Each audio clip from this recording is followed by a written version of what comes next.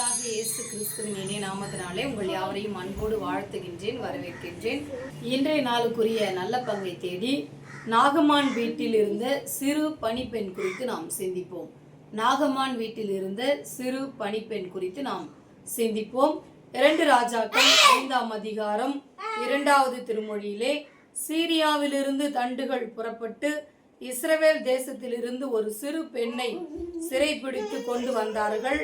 அவள் நாகமான் மனைவிக்கு பணிவிடை செய்து கொண்டிருந்தாள் என்று சொல்லப்பட்டிருக்கிறது. இந்த சீரியாவிலிருந்து சென்று இஸ்ரவேலிலே போர் புரிந்து அங்கிருந்து கொண்டு வந்த இந்த சிறு பெண்ணை குறித்து தான் இன்றைய நாளிலே நாம் சிந்திக்க இருக்கின்றோம். இந்த சிறு பெண்ணை இஸ்ரவேலின் நட்சத்திரம் என்று சொல்லுகிறார்கள்.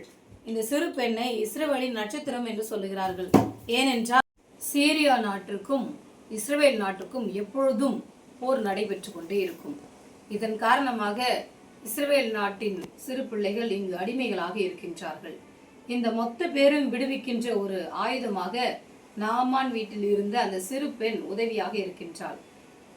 எலிசா தீர்க்கதரிசி இடத்தில் செல்லும் பொழுது அவரை குணமாக்கியதன் விளைவாக நாகமான் வந்து அந்த சிறு பெண்ணுக்கு விடுதலை கொடுத்தது மட்டுமல்லாமல் தொடர் பகுதியிலே பார்க்கும் பொழுது இனி சீரியா நாட்டிலிருந்து இஸ்ரவேலுக்கு தண்டு வலிக்கவில்லை என்று ஒரு வார்த்தை வருகிறது.